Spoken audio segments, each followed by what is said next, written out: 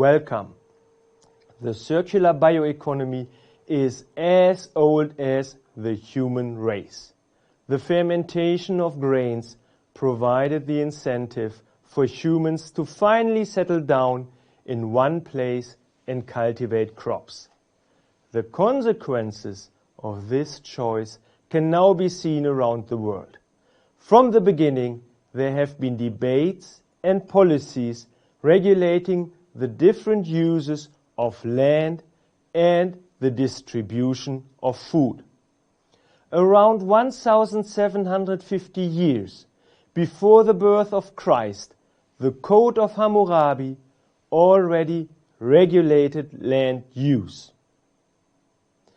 There are 7 important factors that contribute to the importance of the circular bioeconomy.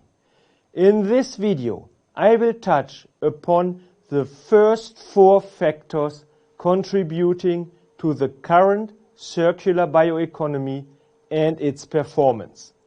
Firstly, I will discuss how technical advances have been changing the landscape of the circular bioeconomy over the past few decades. The development of recombinant DNA technology in the early 1970s was the start of modern biotechnology and of what we now call the bioeconomy.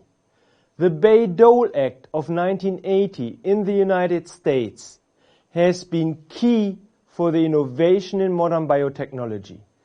This act provided the government with the right to exploit patents that had been obtained with public funding.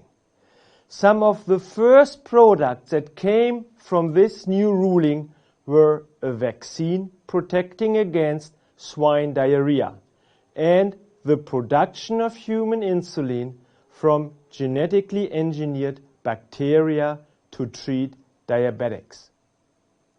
Companies also started to cultivate yeast in large fermenters for cheese production using modern biotechnology.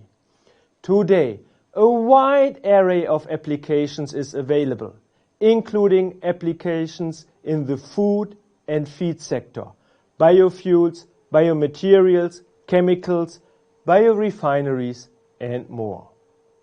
These advances in the natural sciences have allowed us to address a number of societal challenges. In addition to this drastic technological change, supply chains became increasingly vertically and horizontally integrated. Looking only at the agriculture sector instead of considering the increase in up and downstream linkages through different forms of contractual arrangements may create biases in policy analysis. Horizontal integration through mergers and acquisitions in up and downstream sectors or voluntary collaboration at the farm level can change the market power of agents with economic and distributional effects along the value chain. Another important factor is the increase in inter- and intra-industry trade. Since 1960, agricultural production has tripled, while the agriculture trade volume has increased by a factor of 6 worldwide. This increase in trade, along with all the implications this may have for countries, producers and consumers, has increased interlinkages between international trade and the circular bioeconomy. The 4th factor influencing the circular bioeconomy are the shifts in consumer demand and preferences. The circular bioeconomy is not only driven from the supply side, but also from the demand side.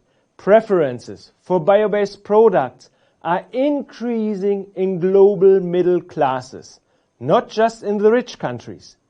This includes foods, biofuels, construction materials, textiles, packaging materials, cosmetics, pharmaceuticals, and more.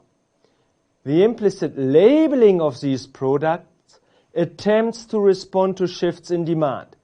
The promotion of bio-based and bio-preferred products and related government programs are another indication of these shifts in demand. The retail industry is also responding to the shifts in demand by launching corporate sustainability programs. I hope that you now understand how technology, integration, consumer demand and preferences, as well as trade, contribute to the importance of the circular bioeconomy.